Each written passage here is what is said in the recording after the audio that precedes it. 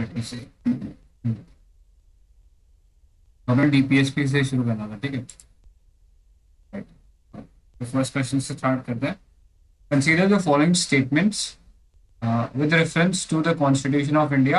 The DPSPs constitute following limitations upon: first, legislative function; second, executive function. इनमें से कौन सा स्टेटमेंट सही रहेगा?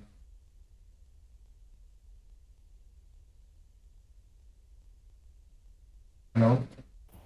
नन है ना। हाँ, आई थिंक नहीं रहेगा। लिमिटेशंस तो किसी पे नहीं है।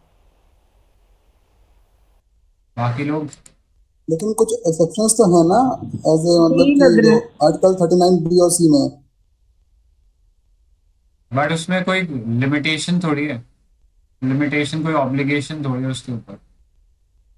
दे दोज आर जस्ट डायरेक्शंस ना, डायरेक्टिव्स ही हैं। right, देख लेते हैं इसको।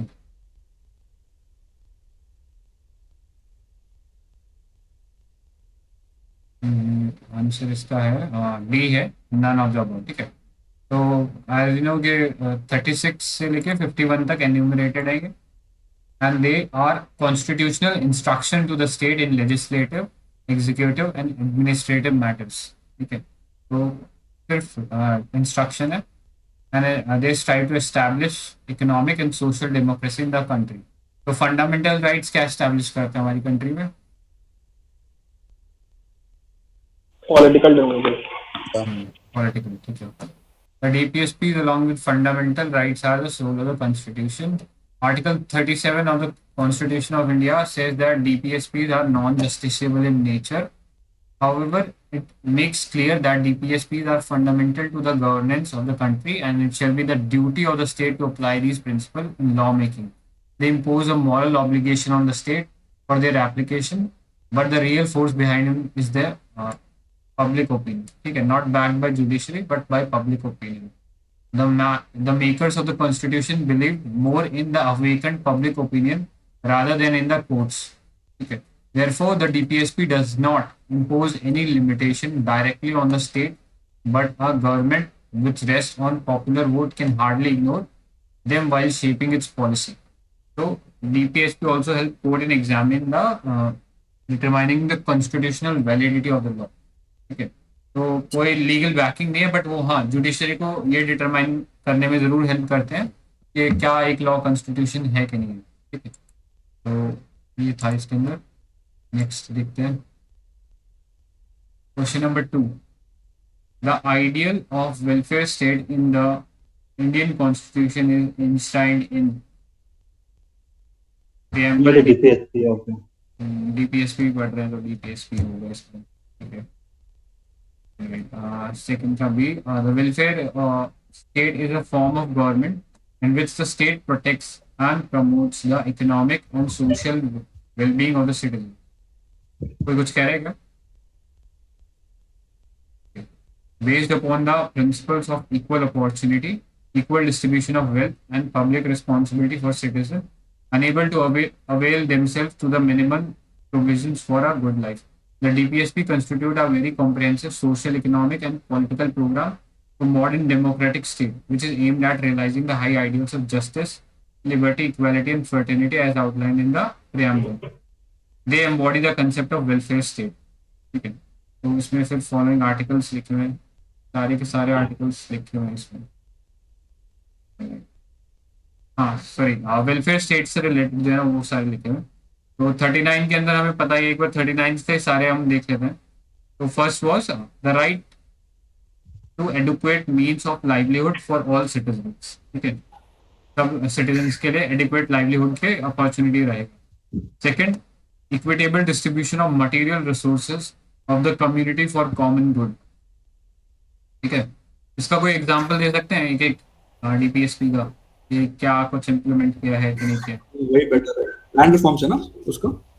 हाँ करेक्ट, मटेरियल रिसोर्स के लिए लैंड रिफॉर्म जो थे वो एक एग्जांपल है। Third, prevention of concentration of wealth and means of production, इसके लिए कोई example? Income tax bracket. Direct हाँ टैक्स। हाँ, या फिर नेशनलाइजेशन जो किया था कहीं ना कहीं, इसी चीज को एड्रेस करने के लिए था, है ना? लाइसेंसिंग में राइट टू रिजर्वेशन प्रॉपर्टी भी किया था। जो फंडामेंटल राइट था, राइट टू प्रॉपर्टी, उसको भी एबोलिश करना। ठीक है, हाँ उसे नहीं कह सकते हैं। लाइसेंसिंग भी होता है license. Then fourth is equal pay for equal work for men and women. इसके लिए तो I think equal remuneration act है 1976 वाला, ठीक है। Then fifth is preservation of health and strength of workers and children against forcible abuse, ठीक है। तो फोर्सेबल अब्यूज के अगेंस्ट हमारे पास वो भी है, चाइल्ड लेबर एक्ट भी है, और आई थिंक बेगार के लिए भी शायद वो एक एक्ट है कि आप फोर्स लेबर नहीं करा सकते। एक रिसेंट वो वेज कोड जब भी है ना, because talking about health of workers and all, so वो भी वी कैन लाइक वो SH occupational and safety measures. Occupational and safety वाला वो है, ठीक है। Then sixth is opportunity for healthy development of children. तो इसमें कोई स्कीम याद आ रहा है या कोई एक्ट याद आ रहा है? मिड डे मील्स, पोषण, पोषण, mid day meal, national nutrition mission, food security act. Correct correct, ठीक है। Then article 39A to promote equal justice and to provide free legal aid to the poor, ठीक है। ये नालसा एक्ट 1987 से, right. एक article इसके अलावा एक रिसेंटली था ना, एक प्रो बोनो सर्विसेज से कुछ था, यही था, नालसा वाला यही था। नालसा ग्राम प्रो बोनो है न्यायालय इंडिया में। सारे होते हैं। हाँ प्रो बोनो था ना। प्रो बोनो है क्या वो? हाँ एक कुछ लॉन्च किया था pro bono services, legal service कुछ, पीटी में शायद हमने पढ़ा था। हाँ आई थिंक प्रो बोनो तो वही हो गया ना, फ्री लीगल एड, उसी को तो प्रो बोनो बोलते हैं। हाँ करेक्ट। हाँ तो फिर वो तो फ्री है ना पुअर्स के लिए तो। हाँ वो, but I don't know it is NALSA के अंदर है या बाहर, वो पता नहीं मुझे। आई थिंक नालसा के अंडर ही हो चीज, नालसा पूरा वो पूरा मैकेनिज्म देखता हुआ लोग मतलब ऑल ओवर कंट्री। ठीक है। Article 41 to secure the right to work, to education, and to public assistance in case of unemployment, old age, sickness and disablement. तो इसके आई ऊपर थिंक कोड, पेंशन, हाँ पेंशन हो गया, या फिर अब जो recent code on social security आया है तो उसके अंदर वो सारे कवर हो जाते हैं, पेंशन, ग्रेचुइटी वगैरह वगैरह, ठीक है। Next is article 42 to make provision for just and humane condition for work and maternity relief. ये भी आई थिंक मैटरनिटी रिलीफ का सोशल सिक्योरिटी के अंदर ही आ जाता है, कोड ऑन सोशल सिक्योरिटी। मातृ वंदना योजना और मैटरनिटी बेनिफिट एक्ट जो रहता है, हाँ मातृ वंदना भी हाँ इसी चीज को एड्रेस करता है कि वो अपना लेबर वेबर छोड़ के जब ट्रीटमेंट कराने आती है तो उसको उसका रिफंड मिले, ठीक है, अगर अनऑर्गेनाइज मिले। Article 43 to secure our living wage, a decent standard of life, and cultural opportunities for all workers.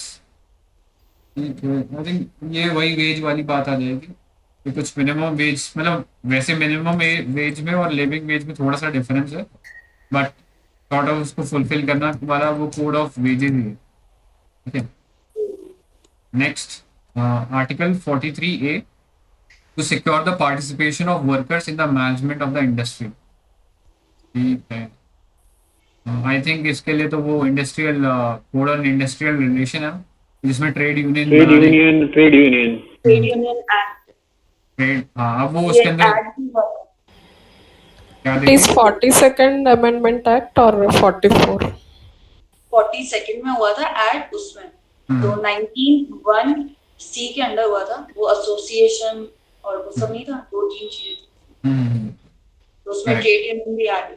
42nd amendment. इसको ऐसे याद रख लो कि सिंस इंदिरा गांधी ने वो सोशलिस्ट वर्ड भी डाला था तो ये एक सोशलिस्ट प्रोविजन भी है, तो ये इंदिरा गांधी ने ही डाला था, मतलब ऐसे सोच सकते, ठीक है। Next is article 45 to provide early childhood care and education for all children until they complete the age of 6 year, ठीक है। और इसको एड्रेस करने के लिए अभी नेशनल एजुकेशन पॉलिसी में भी बोला है कि प्री क्या वर्ड था वो, pre school, early childhood care, early childhood ECE ऐसे करके कुछ था, ठीक है, Early मतलब childhood care. पेडागोगिकल कुछ ये था। मतलब 3 से 6 वालों को भी एड्रेस करें। ठीक है। Next is article 46 to promote an educational interest of SC, ST and other weaker section of the society and to protect them from the injustice and exploitation. इसके लिए कोई प्रोविजन याद आ रहा है? हाँ वो SC एक्ट हाँ, Justice Act. SC, ST atrocities act जो है वो इसको एड्रेस करता है। ठीक है। But ये educational और economic हाँ, मतलब वो Reservation. To protect them from social injustice and second exploitation. वाला part है this पूरा है. हाँ, बाकी इसके लिए जैसे स्टैंड अप इंडिया स्कीम है तो वो SC, ST और वुमेन के लिए, तो हाँ, वो मुद्रा economic रिजर्वेशन भी तो इसी में आ गया ना, to promote the educational and economic interest. Correct. Then next is Article 47 to raise the level of nutrition and वो standard- सारा इसमें भी आ जाएगा right, tribal forest rights act जो भी। और एक स्कीम थी कौन सी जो ट्राइबल एरिया में स्कूल्स की स्कीम थी, एकलव्य मॉडल स्कूल था। Eklavya. Correct. Article 47 to raise the level of nutrition and the standard of living of people and to improve public health. ठीक है। Food security act. NFSA. Correct. ठीक है। तो कस्तूरबा गांधी भी इसी में आता है ना, कस्तूरबा गांधी जो बालिका स्कूल जो थे वो भी शायद ST गर्ल्स के लिए थे कि SC ST दोनों के लिए थे। हॉस्टल फैसिलिटी था ना उसमें। कस्तूरबा गांधी और आई थिंक STs के लिए पढ़ा था बट श्योर नहीं हूँ मैं, तो एक बार देख नहीं लेंगे। वो बैकवर्ड रीजन्स के जो भी गर्ल्स है उसके लिए backward region in general. Okay it can be ST also और other regions also. Okay. Alright then, next पे चलते हैं. Consider the following statement regarding the directive principle of the state policy. First is the principles spelled out by the socio-economic democracy in the country. Second is the provision contained in the principle are not enforceable by any court. by any court. क्या? These are not- enforceable तो है नहीं ना? हाँ नहीं हाँ दोनों सही होंगे ना, हाँ, मतलब दोनों सही नहीं होंगे है ना। ना। ये होंगे। ठीक है, दोनों सही है। थर्ड का C होना चाहिए। हाँ ठीक है, ये सही है।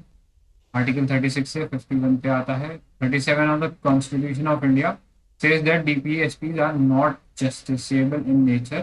However, it also makes it clear that DPSPs are fundamental to the governance. ठीक है, ऐसे ही वही बाकी पढ़ ही लिया हमने। आर्टिकल क्या? एक क्वेश्चन है कि what is regarded as soul of the constitution? ये तो अभी पढ़ा था ना हमने। हाँ, DPS बताओ। DPSP फंडामेंटल राइट्स दोनों। चलो ये ये बताओ, जजमेंट में बोला था ना। ये अंबेडकर ने बोला है ठीक है ना? ये बताओ, what is considered as the heart of the constitution? 32 correct. 36 ना 32 constitutional remedy. फोड़ दिया, सही है। आर्टिकल 36 क्या है? उसमें वेलफेयर की बात करी ना, शायद मेनली यही सोशो वेलफेयर की बात करी। स्टेट को डिफिनेशन। हाँ, स्टेट का डेफिनेशन भी है। मतलब मैंने 12 और 36 था ना। 12 और हाँ 36 उसमें बोला था कि जो पार्ट 3 में है वही रहेगा, पता स्टेट तो एक बार वो डिस्कस करते हैं। 13 में क्या है? जस्ट जुडिशियल रिव्यू है ना, और स्टेट भी उसमें ही डिफाइन देगा। स्टेट को डिफाइन 12 में। 12 और 36। ठीक है, और उसके बाद पीछे के आर्टिकल्स कौन कौन से हैं? 33, 34, 35, 36 है ना? इन चार में क्या है? 31 में तो हमने डिस्कस किया ही था वो प्रॉपर्टी वाला था। प्रॉपर्टी जो एबलिश किया हुआ था। हाँ, 32 अपना वो था, क्या नाम बोलते हैं? कॉन्स्टिट्यूशनल रेमेडी वाला था। हाँ, रेमेडी वाला था। 33 33 वो आर्म फोर्सेस वाला था जो parliament and 34 martial law martial law एक और चीज है ना उसमें। और क्या? एक restriction to fundamental rights while martial law is in force in any area. ठीक है, वो तो मार्शल लॉ से रिलेटेड हो गया। और 35 में क्या है? कि पार्लियामेंट डिफाइन है ना। क्या? आर्टिकल 35 में तो स्टेट को ही फिर से डिफाइन किया ना आर्टिकल 12 वाले वो। वो तो 36 में नहीं किया। legislation to give 36 effect to में किया। some of the provisions of fundamental rights. उसमें ऐसा है कि पार्लियामेंट है ना कुछ लॉज पे इनैक्ट कर सकता है, जैसे 16(3) है, 17 है, 23 है। हाँ यही था। अच्छा अच्छा, हाँ ठीक है, ऑलराइट। ये हो गया अपना question number 4। Economic justice as one of the objectives of the Indian constitution has been provided in a is preamble and the fundamental right, preamble नहीं। and the DPSP, fundamental rights and the DPSPs, या D none of the above. Economic justice, b हो जाएगा ना। ठीक है, D बाकी क्यों सब होगा? बी हो जाएगा ना, फिर प्रियम्बल तो सभी में आ जाता है, Preamble में और सारे प्रियम्बल होता है। में तो बात भी की है economic justice, economic, political, social, तीनों जस्टिस की बात करी, और डीपीएसपी में तो है ही है, डीपीएसपी तो है ही है। सोशल इकोनॉमिक है दोनों। ठीक है। फोर्थ का बी आंसर है, ठीक है। तो ये तो आई थिंक पता ही है, इसमें ज़्यादा डिस्कस करने का कुछ नहीं है। 38, 39, 40, ये तो 39 हमने डिस्कस कर लिया था, 41 भी कर लिया था, 42 भी कर लिया था, 43 भी कर लिया था। ये याद है आपको सबको? डीपीएसपी। ये आर्टिकल हाँ सारे याद हैं। यार याद होते हैं फिर भूल जाते हैं यार। रिवाइज करना पड़ता है बार बार। हाँ यार, ये तो है, इसको रिवाइज करना पड़ता था, अपना लिख के एक जगह रख लो, कभी भी जैसे वो विलेज पंचायत है 40, ऐसे कुछ निमोनिक्स वगैरह होता है तो फिर देख लो। निमोनिक्स तो कितने निमोनिक्स याद करे यार, फिर निमोनिक्स ही भूल जाते कि इसका निमोनिक्स था क्या। हाँ मतलब इसको यार वही है अपना, बार बार इतनी बार देखोगे रिवाइज ना करते रहो। तभी याद होगा। इस पे तो निमोनिक भी नहीं बनेगा प्रॉपर, तो वही है, बाकी अपना अपना लॉजिक लगा लो जिसका लगता है। From the first resource where you have studied, you need to study again and again from that only. If you change resource also, you can't able to remember and I can't able to. True. तो अपना source को limited रखो और उसी को बार बार पढ़ते रहो इसके लिए, ठीक है। नेक्स्ट चलते हैं। According to the Constitution of India, which are the following fundamental for the governance of the country? Fundamental to the governance of the country, fundamental rights, fundamental ये तो duties. दोनों हो जाएगा, फंडामेंटल राइट्स एंड ड्यूटीज। नहीं, fundamental तो governance के लिए ना तो सी होगा ना, DPS. डीपीएसपी हो। एक तो डीपीएसपी के अंदर ही है, तो आंसर भी सी लगता है वैसे। हाँ नहीं और कम कंफ्यूजन हो गया।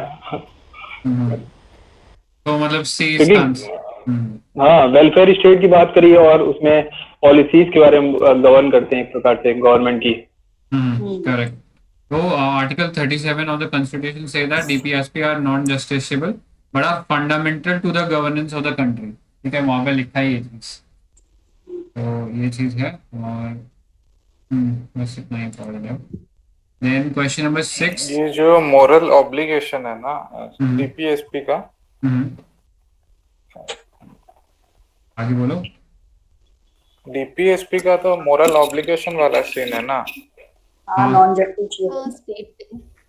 हाँ तो गवर्नेंस भी तो वही होता है ना, कि आप कैसे कंट्री का वो पूरा जो स्ट्रक्चर है या पूरा जो पॉलिटिकल सिस्टम है उसको कैसे वर्क करवा रहे हो, तो उससे रिलेटेड है, तो उस चीज को गाइड करने में हेल्प करेगा। और ये चीज उस आर्टिकल में ही लिखी हुई है, these are fundamental of governance, ठीक है। राइट्स एंड ड्यूटीज तो वैसे भी are concern with the citizens ना। करेक्ट। और यहाँ पे तो हमें गवर्नेंस का पूछता, तो वो दोनों तो अपने आप ही कैंसिल हो जाएंगे। Correct. Then question number 6, the purpose of inclusion of DPSPs in the Indian Constitution is to establish political democracy, social democracy, Gandhian democracy, social and economic democracy. Social economic. Social and economic. ठीक है यार, ये तो बहुत फालतू question था, चलो next चलते हैं। Which of the following are included in the DPSP? पहला, prohibition of traffic in human being and forced labor. Second is prohibition of consumption except for medicinal purpose of intoxicating drinks of other drugs which are injurious to health. तो वही हो जाएगा ना। Guardian था ना उनके principal. ये तो फंडामेंटल राइट में था ना, provision of traffic. First one, Article 23. Fundamental right था। Yeah. तो फर्स्ट सेकंड वाला है। Second one is right. और ये ठीक है। ठीक है, सेकंड वाला तो हमने पढ़ाई था, ये तो गांधीयन था प्रिंसिपल। फर्स्ट वाला वैसे एक फोर्स लेबर के लिए पढ़ा तो था हमने, बट इसमें आई थिंक ट्रैफिक का नहीं मेंशन था। फोर्स साथ में लेबर ना, अगर वो आर्टिकल 23 देखते हैं तो पूरा का पूरा स्टेटमेंट वही हो जाता है। Correct correct. तो आंसर होना चाहिए 2 only. Question number 7 answer is 2 only. ठीक है, the right against exploitation given by constitution under fundamental right article 23। ठीक है, ये बात करता है prohibition of traffic in human beings and other forms of force labour. Some of the ideas from Gandhi's program for reconstruction of India enunciated in the freedom movement are included in DPSP। ठीक है, तो पहले हमने socialist देख लिया था, अब हम गांधीयन देख लेते क्या कहते हैं। Article 40 it's talks about to organise village panchayat and to enable them to function as unit of self government. तो गांधी का ग्राम स्वराज का जो आइडिया था उसको 40 रिप्रेजेंट करता है। Article 43 to promote cottage industries in the rural areas. ठीक है, 43 भी ये सबसे लास्ट DPSP था जो ऐड किया गया था। आई थिंक 2011 का वो था।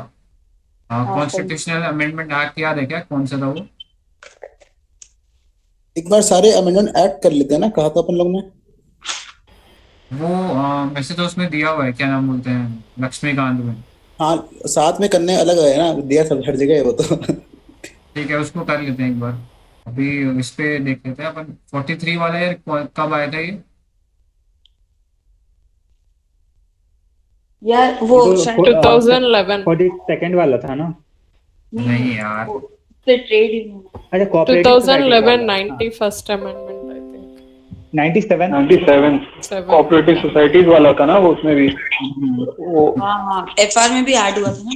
हाँ, आर्टिकल 19 43B और एक और कुछ 3 जगह ऐड हुआ था ना, एक यहाँ पर ऐड हुआ था, एक इसमें ऐड हुआ था, और एक पार्ट 9 में भी ऐड हुआ था। ठीक है, हाँ 97 कॉन्स्टिट्यूशनल अमेंडमेंट एक्ट था 2011 का, ये लास्ट ऐड। ठीक है, 97। Article 46 to promote educational and economic interest of SC ST and other section of the society. ठीक है, ये देख लिया था। 47 क्या था? To prohibit consumption of intoxicating drinks and drugs which are injurious to health. इसके रिस्पॉन्स में हमने देखा था गुजरात को ड्राई स्टेट डिक्लेयर कर दिया। का कोई आर्टिकल भी है क्या कॉन्स्टिट्यूशन में अलग से ड्रग्स रिलेटेड? नहीं, आई थिंक साइकोट्रॉपिक एक्ट है ना, साइकोट्रॉपिक ड्रग एक्ट, जिसके अंदर वो NCB बनाया था। अभी तो वैसे भी बहुत न्यूज में था, तो उसको जरूर देख लो। MHA के अंडर आता है। आर्टिकल 47 देख लिया। Article 48 to prohibit the slaughter of cows, calves and milks and brought cattle and to improve their breed। ठीक है, ये सारे आइडियाज थे इसके अंदर। Recent there was a mission ना, they launched one mission। Kamdhenu वाला, कामधेनु indigenous अरे वो cattle। जो लक्षद्वीप वाला, नहीं स्लॉटर वैन नहीं, एंटी काउ स्लॉटर करके कुछ ऐसे रिलेटेड कुछ बोलोगे क्या? नहीं, एक मिशन लॉन्च किया ना, बड़ा mission they launched. I'll check and post it। I think Kamdhenu ही था शायद, कामधेनु आयोग मिनिस्ट्री डिपार्टमेंट, वो बजट में आया था सर लास्ट ईयर सर। बना दिया वो तो बोर्ड, और एक टेस्ट भी कंडक्ट कराया तो बाद में मना कर दिया। एक ये है ना prevention of slaughter and preservation of cattle bill 2020। हाँ, यही वाला मैं बोल रहा था। ये यूपी गवर्नमेंट का है कि उसका है, सेंट्रल गवर्नमेंट का? कर्नाटका का है, कर्नाटका स्टेट असेंबली पास है। हाँ, मतलब सेंटर ने तो वैसे भी बोल दिया कि हम लोग एक मतलब ब्लैंकेट लॉ नहीं लेके आएंगे, सब स्टेट अपने अपने हिसाब से देख ले। बिकॉज समवेयर हाँ, कई स्टेट्स में काउ जो है वो मतलब काउ मतलब नहीं, बीफ वो खाने का है, तो नहीं। ठीक है, कौन सा क्वेश्चन है? 8 which principle among the following was added to the DPSP by 42nd amendment to the constitution? equal pay for equal work for both men and women, participation of workers in the management of industry, right to work, education and public assistance, and security, living wage and human conditions of work to workers. ये हो गया और क्या? B है ना, ना? B हाँ, ठीक है। अभी देखा था कौन सा आर्टिकल था? वही 43B 40 43A ए सॉरी बी कॉर्पोरेट. ठीक है 43A था राइट. क्वेश्चन नंबर 7 का 8 था ना. हाँ बी इसका आंसर है. ये देख लो 42nd कॉन्स्टिट्यूशन अमेंडमेंट एक्ट में क्या क्या ऐड हुआ था. तो 39 का एफ ऐड हुआ था. The state shall strive to promote opportunities for healthy development of children. ठीक है. 39A free legal aid. 43A to secure the participation of workers in the management of industries. ठीक है. ये इसके अंदर आइडिया था राइट. तो विजय ने लिखा है, भेजा है कि department of science and technology has taken up inter ministerial programme like scientific utilisation through research augmentation prime products पंचवटी फ्रॉम इंडिजिनियस पावर. हाँ इसको सूत्रा बोल रहा था. सूत्रा इसका वो निकाला था. करेक्ट वही भूल गया keyword. Sutra. Question number 9. It's you. Question number 9. In the Constitution of India, promotion of international peace and security is included in the preamble of Constitution, DPSP, fundamental duties or 9th schedule. फटाफट article बता दो इसका. 51. 51. Alright, 51 है. Promote international peace and security and to maintain just and honorable relations between nations, foster respect for international law and treaty obligation, encouragement of settlement of international dispute by arbitration. ठीक है. ये arbitration का थोड़ा देख लेना, ये unique point. बाकी सब तो जनरल है. ठीक है. कैन वी से पंचशील पॉलिसी इसका इम्प्लीकेशन है 51 का? हाँ कह सकते हैं. ओके. Next question है, consider the following provision under the DPSP as enshrined in the Constitution of India. Securing for citizens of India a uniform civil code, organizing village panchayats, promoting cottage industries in rural areas, and securing for all the workers reasonable leisure and cultural opportunities. I think cottage industries तो है ही है, village panchayat भी है, और uniform civil code भी है. पूरा कुछ पढ़ो. यूनिफॉर्म सिविल कोड वो तो काफी गांधीयन प्रिंसिपल में पूछ रहा. Gandhian Which of the above are Gandhian principles that are reflected? वो लिबरल पॉलिसी लिबरल आइडिया में आता है ना. लिबरल आइडिया में आता है फर्स्ट. तो इसके अंदर सेकंड होगा. हाँ 2, सेकंड 3. होगा. सेकंड था आर्टिकल बताओ सेकंड का फटाफट. विलेज पंचायत 40. करेक्ट. अरे फैक्ट्री में क्या होता है ना, जीरो है ना, जीरो समझ लो कि पंचायत गोले में बैठे हैं सब लोग. ठीक है. थर्ड है promoting cottage industry in rural area. ये आर्टिकल कौन सा था फटाफट? 43 था ना. हाँ 43. नहीं right 43. For securing for all workers reasonable leisure and cultural opportunity. ये तो आई थिंक हमने कौन से वाले आर्टिकल में देखा था यार ये. चलो ठीक है आगे देख लेते हैं. 2 and 3 B इसका आंसर है. ठीक है. 10th का B. ठीक है. तो गांधीयन के अंदर 40, 43 B, 46, 47, 48. ठीक है ये सारे थे. और 43 the state shall endeavor to secure a living wage, a decent standard of life and full enjoyment of leisures and social and cultural opportunities. हाँ देखा था ये ना पहले. इसको है ना उससे रिलेट करते हैं EPFO ESIC. Great. ठीक है. And 44 to secure to all citizens UCC. ठीक है ये आता is classified हाँ वैसे ये लिबरल में है, इसमें यहाँ सोशलिस्टिक में लिखा हुआ है। हाँ ठीक है। This directive principle is classified as liberal intellectual principle. अच्छा ठीक है। उसका नीचे दिया हुआ है। हाँ तो ये liberal ओके ओके तो एक सेकंड तो गांधीयन के कौन कौन से हैं 40 43 बी और 40 43 बी एंड 46 47 48। इनमें से कुछ कुछ कोइंसाइड भी तो करते थे ना, सोशलिस्टिक और वो लिबरल वाले में। ये कर रहे हैं ना देख 43 हमने यहाँ पे देखा तो ये सोशलिस्ट आ जाता है, फिर 43 हमने यहाँ पे भी देखा to promote cottage industry in the rural areas, तो ये दोनों में कोइंसाइड करते हैं। ठीक है। और भी है कुछ कुछ जो कोइंसाइड करते हैं। हाँ आई थिंक 48 में शायद वो 48A है शायद एनवायरनमेंट से रिलेटेड, तो वो 48 में 3 है ना, एक काउ स्लॉटर वाला भी है उसी में और गांधी वाला भी, और हाँ बोलो एनवायरमेंट वाला भी है like protection and improvement of environment and safeguarding of और एनिमल हस्बेंड्री वाला भी है, मतलब काउ स्लॉटर को रख के एनिमल हस्बेंड्री सपोर्ट करेंगे और एनवायरनमेंट को प्रोटेक्ट करेंगे। ये तीनों 48 में है, ये तीनों 48 में है। राइट नेक्स्ट पे चलते हैं, क्वेश्चन नंबर 11।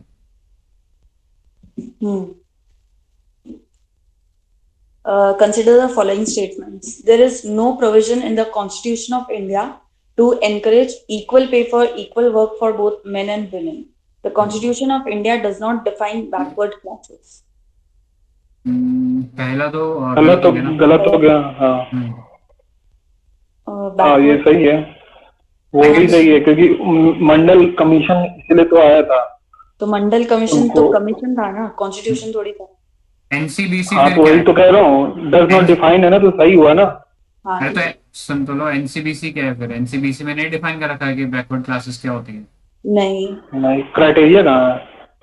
अच्छा ओके ऑलराइट देन, फिर तुम लोग कह रहे हो कि इसका आंसर डी होना चाहिए, नहीं सॉरी बी होना चाहिए। या फिर ऐसा हो सकता है कि सोशली एजुकेशनली बैकवर्ड क्लासेस हम लोग बोला गया, लेकिन परफेक्ट क्राइटेरिया नहीं बताया गया। फिर शेड्यूल कास्ट को भी डिफाइन नहीं किया गया, मतलब बैकवर्ड क्लास के साथ साथ शायद उनको तो एक्सप्लिसिटली तो नहीं किया ना डिफाइन। शेड्यूल कास्ट तो शायद उसमें आता है ना। देखो ये तो सेंटर और स्टेट के पास पावर्स हैं कि वो अपने अपने स्टेट में। ठीक है चलो इसका आंसर ही देख लेते हैं। इसका आंसर बी बता रहा है, ये सेकंड वाला इसका है, कॉन्स्टिट्यूशनल डिफाइन नहीं कर रखे। तो article 39D of the constitution directs that the state to protect to secure equal pay for equal work for men and women. ठीक है, इसके लिए एक्ट भी आ रखा है, हमने देखा पे equal remuneration act. The Constitution of India does not define the term backward classes. The expression backward classes means such classes of citizen other than SC/ST as may be specified by the central or the state government. ठीक है, इसलिए इस चीज को define नहीं कर रखा क्योंकि ये डिस्क्रिप्शन स्टेट और सेंटर के ऊपर छोड़ रखा है। Similarly, the Constitution does not specify the caste and tribes that constitute the SC/ST. ठीक है, ये भी ध्यान रख लो, ये चीज को भी नहीं स्पेसिफाई करता है। It gives president the power to specify the caste and tribes in each state and union territory are classified as STs. ठीक है, तो प्रेसिडेंट को इसके अंदर पावर दे रखा है कि ही कैन क्लासिफाई कि कौन SC आएगा और कौन ST में आएगा।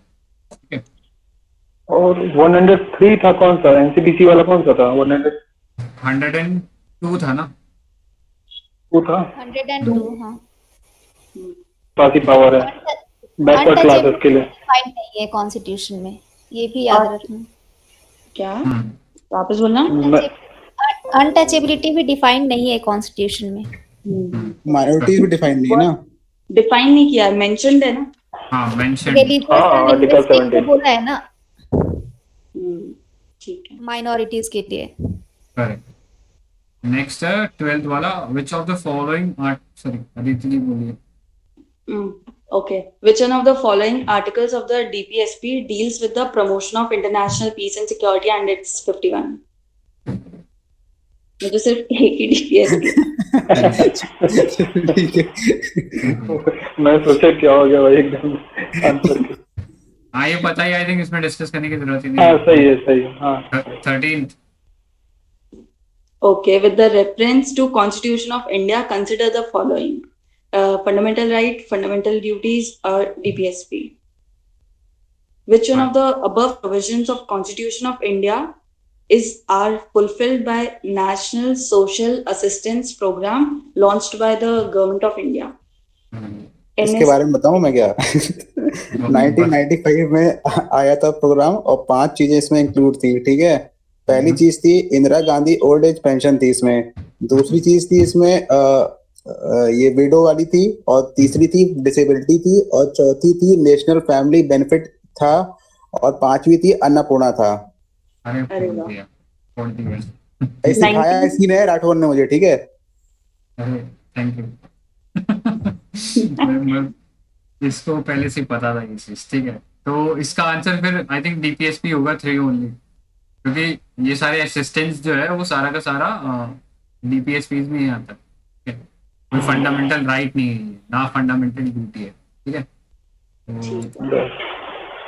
13th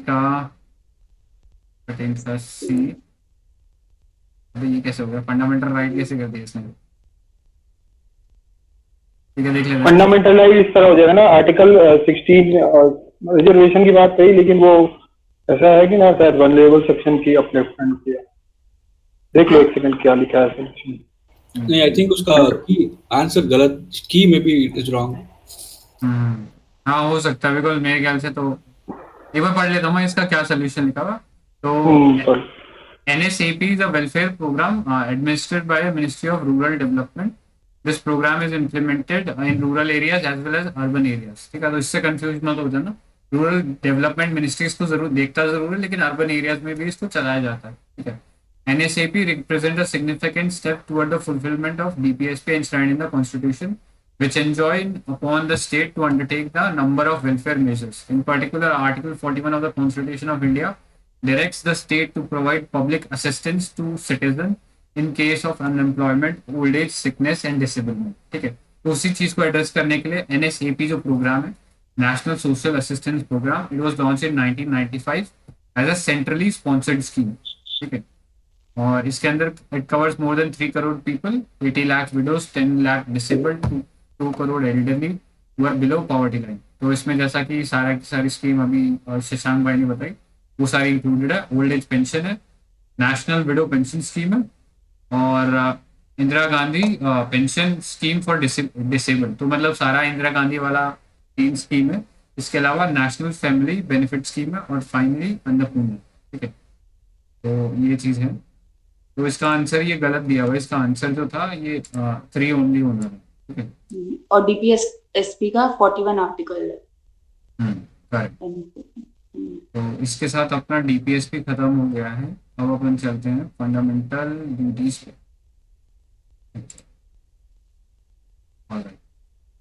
अच्छा, ये राइट टू फूड 21 में आता है, नहीं आता है? आएगा ना, राइट टू लाइफ में। तो इसमें ये अन्नपूर्णा एक तरह से वो नहीं है, डीबीटी है माना, लेकिन एक राइट टू फूड के पर्सपेक्टिव में। हाँ हो सकता है। राइट टू फूड वैसे फंडामेंटल राइट है क्या? Right to food right to life में आएगा ना, लीगल राइट बोल सकते हैं ना, इसलिए एनएफएसए बना दिया। हाँ लीगल राइट है, बट अभी फंडामेंटल राइट्स में तो मेरे ख्याल से नहीं है शायद राइट टू फूड।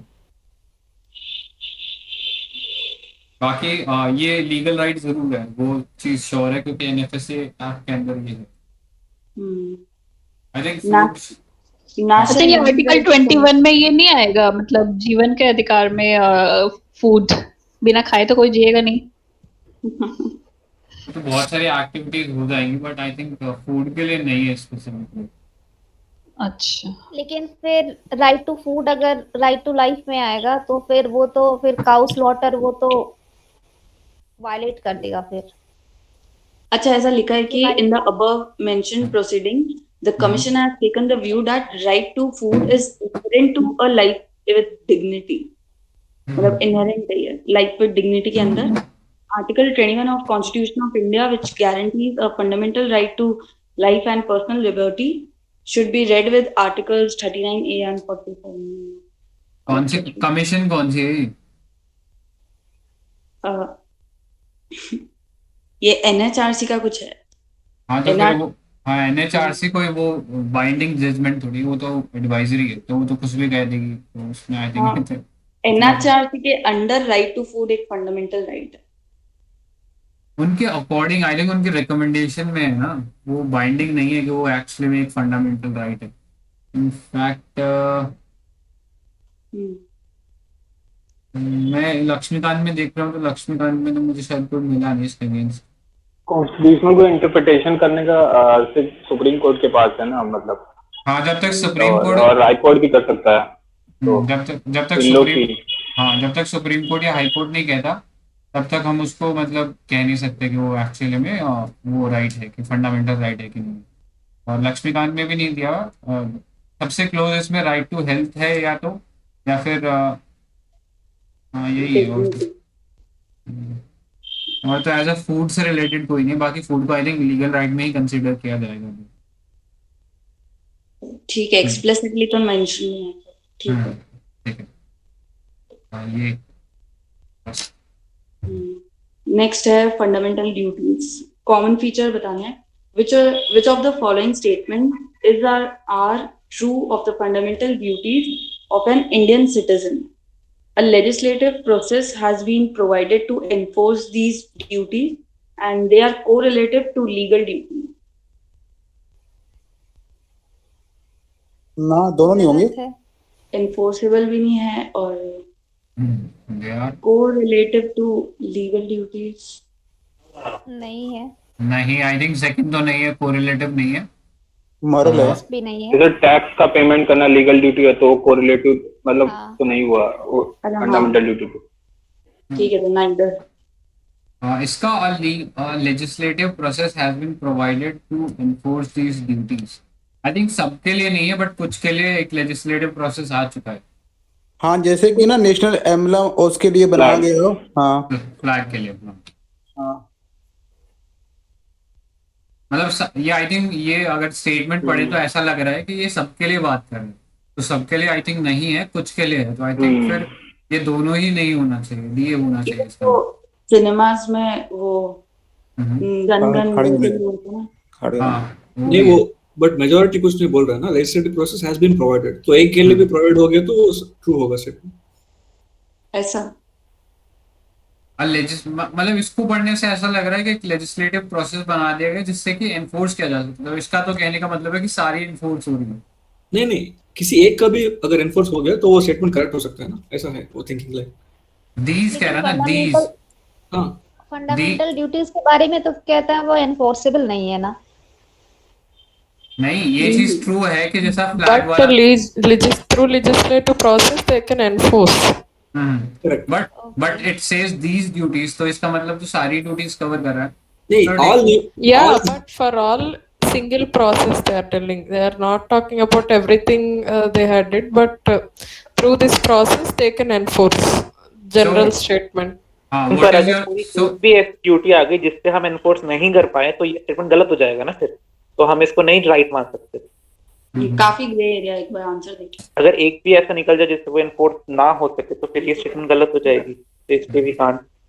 या let's see the answer D ही है, ठीक है। ओके, तो मतलब वो दीज से थोड़ा यार इंटरप्रिटेशन दीज है ना, तो दीज का मतलब ऑल हो रहा है। तो यहाँ अगर होता कि सम होता तब वो चीज सही हो जाती, बट दीज कह रहा है तो इसका मतलब सारा इंक्लूड कर लिया इसमें। तो लाइक डीपीएसपी द, हाँ बोलिए। नॉन जस्टिसिएबल ये एक्सप्लिसिटली दिया ही हुआ है, तो फिर एक्सेप्शंस में हम लोग नहीं जा सकते। हाँ वो तो है, बट इसका क्वेश्चन कंफ्यूज हो रहे हो शायद। वो जस्टिसिएबल अलग है, वो तो एफआर हो जाता है, ठीक है। हाँ हाँ वो मैं समझ गई अभी, ठीक है। तो इसका एक्सप्लेनेशन है like the DPSP the fundamental duties are also non justiciable in nature. The Constitution does not provide for their direct enforcement by the courts, Moreover, there is no legal sanction against their violation. However, the parliament is free to enforce them by a suitable legislation, but until now, no such law has been passed by the parliament. Fundamental duties do not correlate with legal duties because a law was not enacted to enforce them.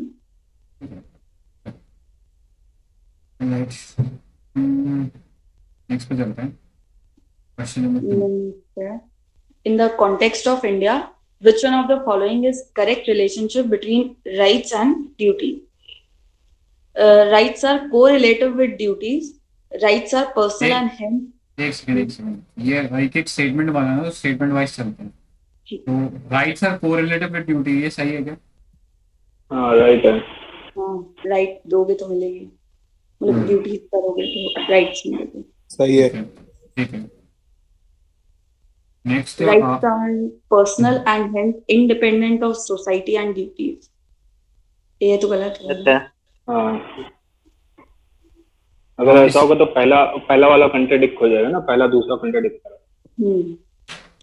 Third है rights not. एक second, B के लिए एक article भी है अपने पास. कौन सा है वो आर्टिकल जो कम्युनिटी के राइट्स को एड्रेस करता है?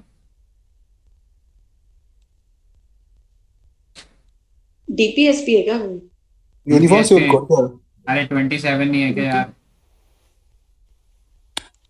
वो तो कम्युनिटीज कैन एस्टैब्लिश के अपना वो एडमिनिस्टर करने के लिए. अटेंडेंस वाला था ना 27. 27 तो टैक्स वाला था. हाँ तो वो एस्टैब्लिश कर सकते हैं ना institution. 26 is personal right, 27 is community right. Communities को मिलता है वो. नहीं समझे क्या? हाँ समझ गए. समझ में बट नैरो थोड़ा. ठीक है. फिर से बता दीजिए भाई. हाँ मैं बता रहे. अब ये सुनो, 25 क्या कहता है? Freedom of conscience and free profession, practice and propagation of religion. ठीक है, ये आपके इंडिविजुअल को राइट दिया हुआ है. आपको कोई उसमें इंटरफेयर नहीं कर सकता. आपको अपने गॉड के साथ जैसा रिश्ता बनाना आप बना सकते. लेकिन 26 क्या कहता है? It is freedom to manage religious affairs. तो यहाँ पे मैं एक केस हुआ है वो पढ़ के बता देता हूँ. Under the above criteria, Supreme Court held that Ramakrishna Mission and Ananda Marga are religious domination within Hindu, but it also held that Aurobindo society is not a religious domination. ठीक है, तो article 25 guarantees right of individual, while article 26 guarantees right of religious domination or their section, यानी community के right को address करता है. ठीक है, तो कहने का मतलब ये है कि सारे राइट पर्सनल नहीं है. ये आर्टिकल 26 जो है ये ग्रुप राइट है, ये एक कम्युनिटी का राइट है. अब आया थोड़ा समझ?